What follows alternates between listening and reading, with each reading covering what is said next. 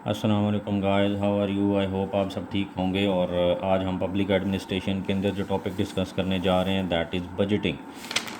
Budgeting इन Pakistan. Previous lectures के अंदर हमने बजटिंग पढ़ा, उसके डिफरेंट एंगल्स से उसको पढ़ा, जैसे परफॉर्मेंस बजटिंग क्या होती है और ज़ीरो बेस बजटिंग और ये चीज़ें। और आज हम बजटी प्रोसेस पढ़ेंगे पाकिस्तान के अंदर, कि पाकिस्तान के अंदर बजट कैसे प्रिपेयर किया जाता है और कौन कौन से स्टेक होल्डर्स होते हैं। और उसके साथ हम टाइप्स ऑफ बजट भी पढ़ेंगे, बजट साइकिल और ये सारी चीज़ें देखेंगे। और इस तरह हमारा ये टॉपिक कंप्लीट हो जाएगा। तो लेट्स स्टार्ट द टॉपिक कि व्हाट इज़ बजटिंग। सबसे पहले हम उसकी डेफिनेशन देख लेते हैं। बजटिंग जो है वो, budgeting is a financial plan of a government for a definite period. F W Taylor ने जो इसको डिफ़ाइन किया बजटिंग को, वो कहता है कि budgeting is a financial plan of a government, कि ये एक गवर्नमेंट जो है उसका एक फाइनेंशियल प्लान होता है एक एक ख़ास टाइम के लिए। ख़ास टाइम से मुराद है साल का, अगर वो बजट बनाती है 1.5 साल का, 2 साल का, 6 महीने का, जिस तरह जितना भी वो बजट बनाती है गवर्नमेंट, तो उस डेफिनेट पीरियड के अंदर वो जो अपना प्लान बनाती है ना, कि हमने पैसे को कैसे मैनेज करना है, कहाँ पर खर्च करना है, वो पैसा आएगा कहाँ से, तो ये सारा जो प्लान होता है बेसिकली, वो कहता है इस एक ख़ास टाइम के अंदर जो गवर्नमेंट ये काम करती है हम उसको क्या कहते हैं, बजट। बजट तो आसान लफ्ज़ों में आप उसको ऐसे समझ लें कि एक लिमिटेड टाइम या डेफिनेट टाइम के लिए एक गवर्नमेंट जो अपना फाइनेंशियल प्लान बनाती है हम उसको बजट कहते हैं।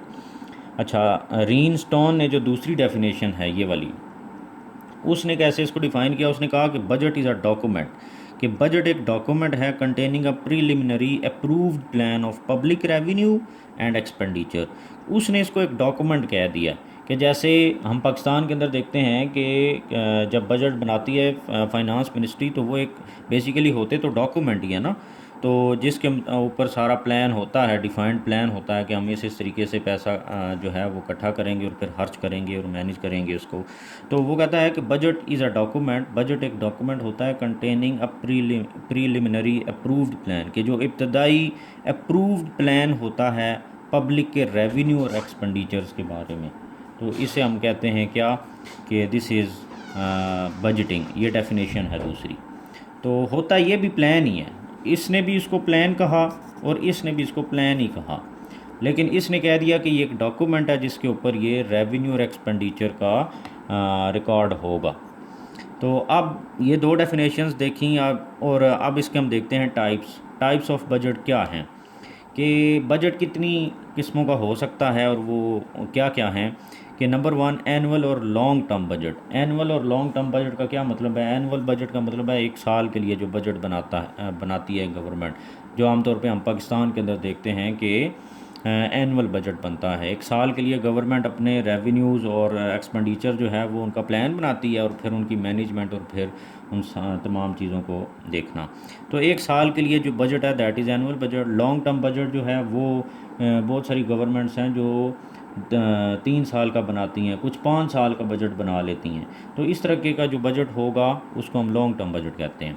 फिर होता है सिंगल और प्लूरल बजट। सिंगल बजट का मतलब है कि पूरे मुल्क का जो है वो एक ही दफ़ा, मतलब एक फेडरल गवर्नमेंट है, तो फेडरल गवर्नमेंट जो है वो एक ही बजट बना ले, उसके अंडर जितने भी डिपार्टमेंट, जितनी मिनिस्ट्री, सब चीज़ें हैं, वो उन सब का एक ही बजट बने, सारी अपने अपने एस्टिमेट्स उसको दें फाइनेंस मिनिस्ट्री को, और वो उन एस्टिमेट्स को देखते हुए उनको उनके लिए बजट तैयार कर ले। जो प्लूरल बजट होता है वो ये है कि हर डिपार्टमेंट, हर मिनिस्ट्री के अंदर जितने डिपार्टमेंट्स हैं या बाकी तमाम जो ऑफिसेज हैं, उन हर एक का अपना बजट बने और फिर हर एक को अलग से अप्रूव कराया जाए, तो ये होता है प्लूरल बजट। तो मतलब सिंगल बजट नहीं, बल्कि हर डिपार्टमेंट अपना बजट बनाए और फिर वो अप्रूव कराए, तो हम उसे प्लूरल बजट कहेंगे। नंबर 3 पे है सरप्लस, डेफिसिट और बैलेंस बजट। सरप्लस बजट क्या होता है कि फॉर एग्ज़ाम्पल एक मुल्क के जो आमदन है, जो रेवेन्यू है, वो है $10 बिलियन, और उसके एक्सपेंडिचर जो हैं वो हैं $5 बिलियन। तो अब क्या हुआ, अखराजात जो हैं वो कम है और इनकम ज़्यादा है, तो इस केस को हम क्या कहेंगे, सरप्लस बजट। की एक मुल्क की आमदन ज़्यादा है और अखराजात कम है, तो उसका जो बजट होगा वो सरप्लस बजट होगा। दूसरा होता है डेफिसिट बजट। उसकी एग्जांपल पाकिस्तान है, कि जिसमें अखराजात ज़्यादा हों, एक्सपेंडिचर ज़्यादा हैं और रेवेन्यू या इनकम कम है, तो इसको हम क्या कहेंगे, डेफिसिट, खसारा। और बैलेंस बजट क्या होता है, जिसमें रेवेन्यू और एक्सपेंडिचर्स दोनों बराबर हों, जितनी आमदन हो उतने ही अखराजात। उसके बाद नंबर 4 पे कैश और रेवेन्यू बजट। कैश बजट क्या होता है? कैश बजट होता है कि एक गवर्नमेंट को पता होता है कि मुझे कितनी इनकम होनी है, कहाँ कहाँ से मैंने पैसे रिसीव करने हैं, और उस पैसे की बेस के ऊपर वो क्या करती है, अपना बजट बनाती है, और फिर वो वहाँ से पैसे रिसीव करके अपने एक्सपेंडिचर्स पे वहाँ पे खर्च करती है। तो इसको क्या कहते हैं? कैश, क्योंकि उसने कैश रिसीव करनी होती है, उसे पता होता है कि मैंने यहाँ से कैश रिसीव करनी है और फिर वहाँ पर मैंने वो कैश खर्च कर देनी है। रेवेन्यू बजट, इसमें पता नहीं होता, लेकिन बजट में क्या होता है कि estimates are based on the revenues and expenditures irrespective of the fact that such revenue are to be collected और सच एक्सपेंडिचर्स रियली रिक्वायर्ड और नॉट। कि मतलब वैसे ही बजट बना लिया जाता है, ये नहीं पता होता कि ये पैसा कहाँ से आएगा, लेकिन गवर्नमेंट क्या करती है, ठीक है जी हमारा इतना खर्चा है, ठीक है कहीं ना कहीं से तो आ जाएंगे, जहाँ से आएंगे वहाँ पर फिर यहाँ पर हम खर्च कर लेंगे। तो मतलब जहाँ से भी रेवेन्यू आ जाएगा, फिर जो हमारा सामने एक्सपेंडिचर है हम उस पर खर्च कर लेंगे। या अगर हमारे पास कहीं से पैसा आ गया तो हमें ये नहीं पता कि हमारा ये किस जगह पर हम खर्च करें। तो इस तरीके की बजट को हम क्या कहते हैं? Revenue budget. उसके बाद आ गया बजटरी साइकिल। बजटरी साइकिल क्या है कि पाकिस्तान के अंदर जो बजटरी साइकिल है, दैट इज़, उसको आप समझें कि कैसे एक बजट साइकिल बनता है पाकिस्तान के अंदर। अब आप इसको देखें कि सबसे पहले हमारी जो कैबिनेट है वो पॉलिसी सेट करती है, जिसमें कैबिनेट में तमाम वज़ीर आ जाते हैं, और उसके सबसे ऊपर जो है वो प्राइम मिनिस्टर होता है। तो इस तरीके से वो क्या करते हैं, वो एक पॉलिसी सेट करते हैं कि ये हमारी पॉलिसी है, तो इस पॉलिसी को देखते हुए फाइनेंस मिनिस्ट्री जो है वो बजट प्रिपेयर करे। तो वो एक कैबिनेट जो है ना, वो एक पॉलिसी सेट कर देती है, उसकी बेस के ऊपर बजट जो है वो प्रिपरेशन होती है। तमाम स्पेंडिंग मिनिस्ट्रीज़ और उनके नीचे जो डिपार्टमेंट्स होते हैं वो अपने अपने एस्टिमेट्स बनाकर फाइनेंस मिनिस्ट्री को सेंड करते हैं, और वो फिर मिलकर आगे ऊपर जो है ना बजट प्रिपेयर कर लेती है। अब जब बजट बना लिया फाइनेंस मिनिस्ट्री ने, तो उसकी अथोराइजेशन करानी पड़ेगी। अथोराइजेशन का मतलब है उसका अप्रूवल लेना पड़ेगा, और अप्रूवल कहाँ से होगा?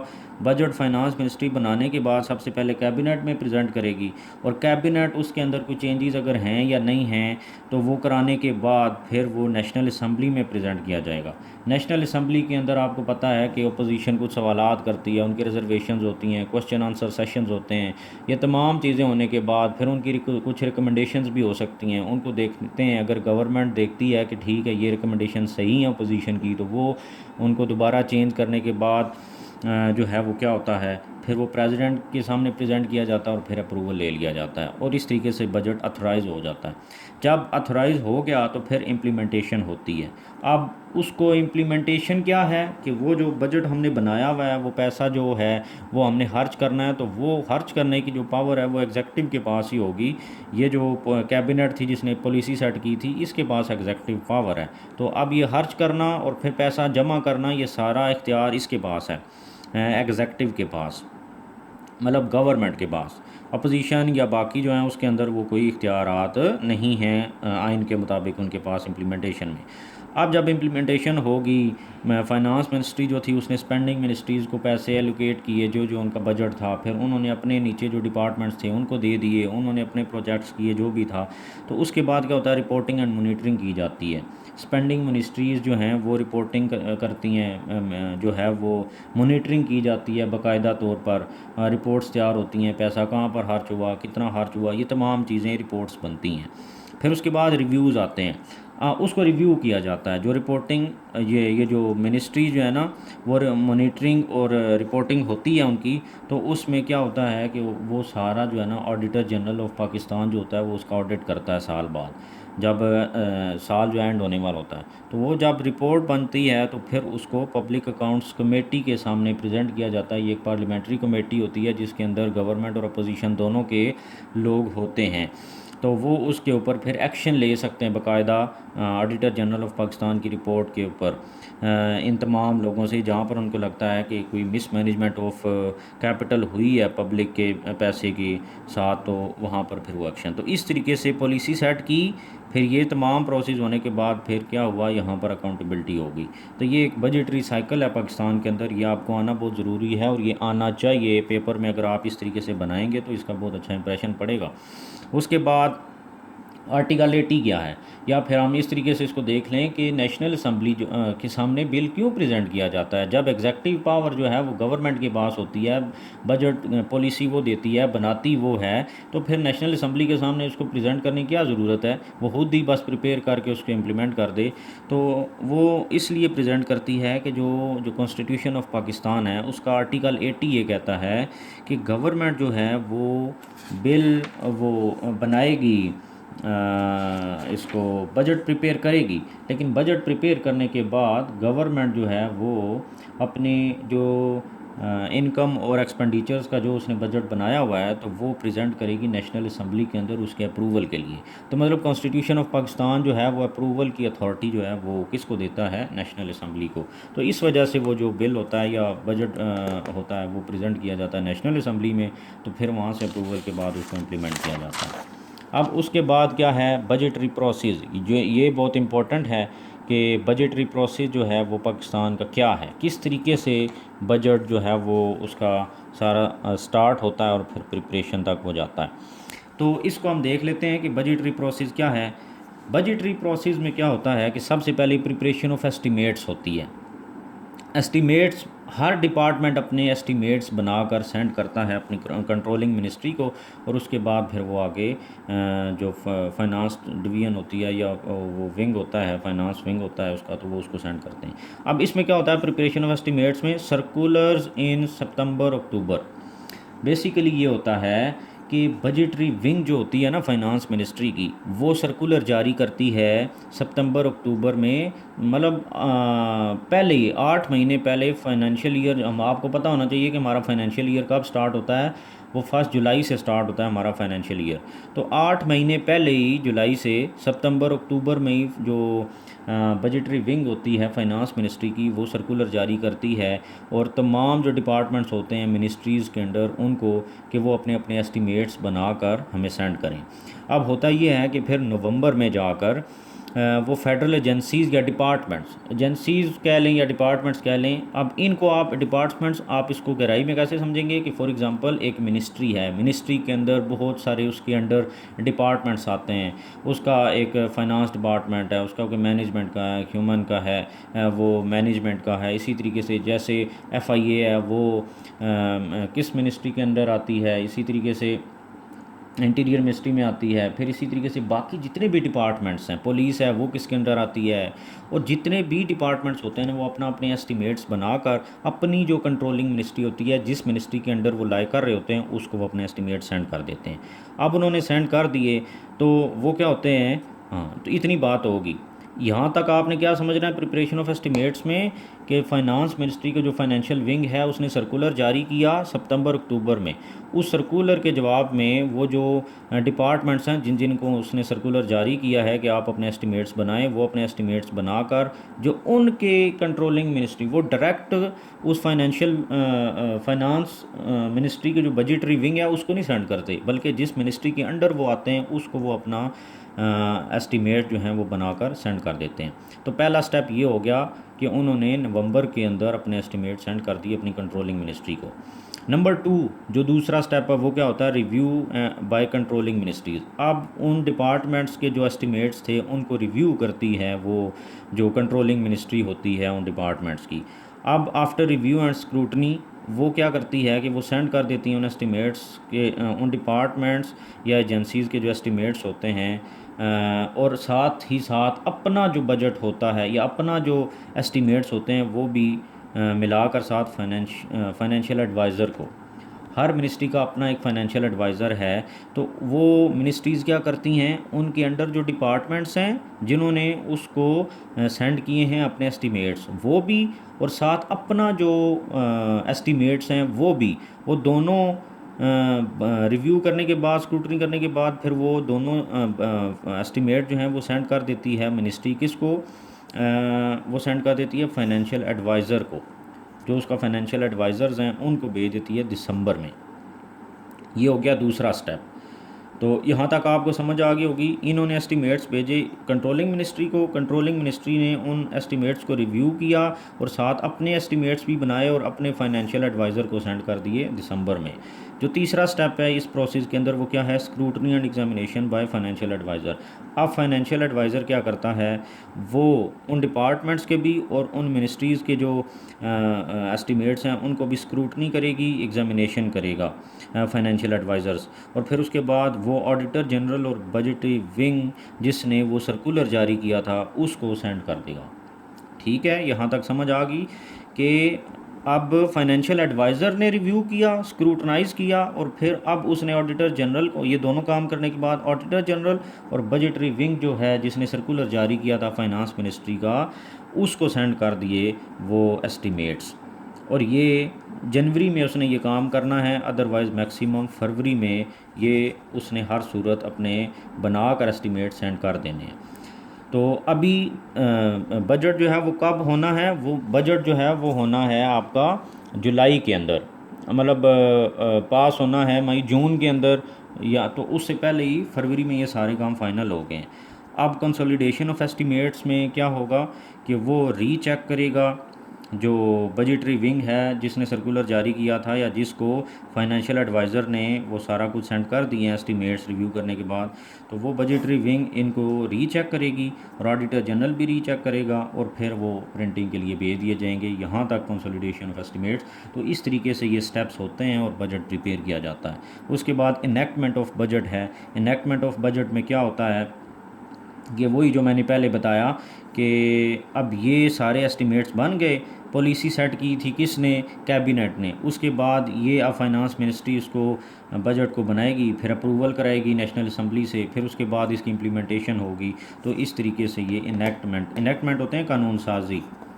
कानून साजी को क्या बोलते हैं, इनेक्टमेंट। तो कानून साजी तो कैबिनेट ने कर दी ना, वो उसने एक पॉलिसी दे दी, उस पॉलिसी को फॉलो करते हुए इन सारों ने अपने एस्टिमेट्स बनाए और फिर फाइनेंशियल मिनिस्ट्री इनको देखते हुए वो फाइनल करेगी, बजट प्रिपेयर कर लेगी।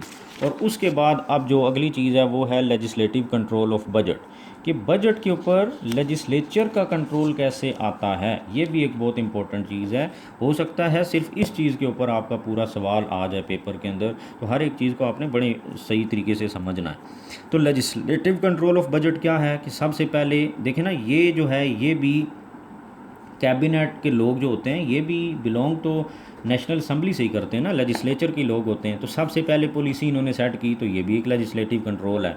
फिर उसके बाद प्रिपरेशन ऑफ बजट जब फाइनेंस मिनिस्ट्री ने कर लिया तो उसको अथोराइजेशन के लिए दोबारा लेजिस्लेचर के पास जाना पड़ा। अथोराइजेशन कौन करेगी, मैंने पहले बताया नेशनल असम्बली करेगी। तो ये दोबारा लेजिस्लेटिव कंट्रोल आ गया। अगर तो बजट ठीक था, पब्लिक इंटरेस्ट में था, तो वो उसको पास कर लेगी, अदरवाइज़ उसको रिजेक्ट कर दिया जाएगा। दोबारा इम्प्लीमेंटेशन होगी। जब इम्प्लीमेंटेशन होगी तो उसके बाद कंट्रोलर जनरल अकाउंट्स जो है वो प्रिपेयर करेगा अकाउंट्स। इम्प्लीमेंटेशन का मतलब है कि पैसा अब कंट्रोलिंग मिनिस्ट्रीज़ को दे दिया गया, वो आगे अपने डिपार्टमेंट्स को जो उनके अंडर है उनको दे देगा। तो कंट्रोलर जनरल अकाउंट जो है वो तमाम जो पैसा एलोकेट हो रहा है उनके अकाउंट्स प्रिपेयर करेगा और फिर उनको मैनेज करेगा। तो उसके बाद ये करने के बाद ऑडिटर जनरल जो है वो रिपोर्ट बनाएगा, ऑडिट रिपोर्ट बनाएगा ऑडिटर जनरल ऑफ पाकिस्तान। उस रिपोर्ट, ये जो ऑडिट रिपोर्ट बनाएगा ना, उसको फिर एक पब्लिक अकाउंट्स कमेटी उसको बोला जाता है। ये भी एक पार्लियामेंट्री कमेटी होती है जिसके अंदर अपोजिशन और गवर्नमेंट के लोग होते हैं। तो ये दोबारा लेजिस्लेटिव कंट्रोल आ गया कि ये जो है इस रिपोर्ट की बेस के ऊपर, ये कमेटी इस रिपोर्ट की बेस के ऊपर इनका क्या करेगी, इनको कंट्रोल करेगी या इनकी अकाउंटेबिलिटी करेगी कि कहाँ कहाँ पर पैसा खर्च हुआ, ज़्यादा क्यों हुआ, कम क्यों हुआ, टाइम के अंदर क्यों नहीं हुआ। तो ये तमाम चीज़ें यहाँ पर दोबारा लेजिस्लेचर जो है तो इसको देखेगा। तो ये बहुत ज़्यादा पावरफुल कमेटी होती है और ये एक्शन ले सकती है हर चीज़ के ऊपर। बेसिकली ऑडिट रिपोर्ट जो है वो यहीं पर रिव्यू की जाती है। तो ये इस तरीके से एक लेजिस्लेटिव कंट्रोल जो है डेवलप होता है और उसको क्या किया जाता है कि सारी की सारी अकाउंटेबिलिटी की जाती है और लेजिस्लेचर का कंट्रोल थ्रू आउट रहता है बजट के ऊपर और एग्जेक्टिव के ऊपर भी। तो ये थे हमारा बजटिंग का टॉपिक। आई होप आपको समझ आ गया होगा और ये बहुत इंपॉर्टेंट टॉपिक है। आपने इसकी एक एक चीज़ को समझना है जो मैंने समझाई है। इंशाल्लाह आपको समझ आ जाएगा और पेपर में आएगा तो आप इसको कर लेंगे। Thank you very much.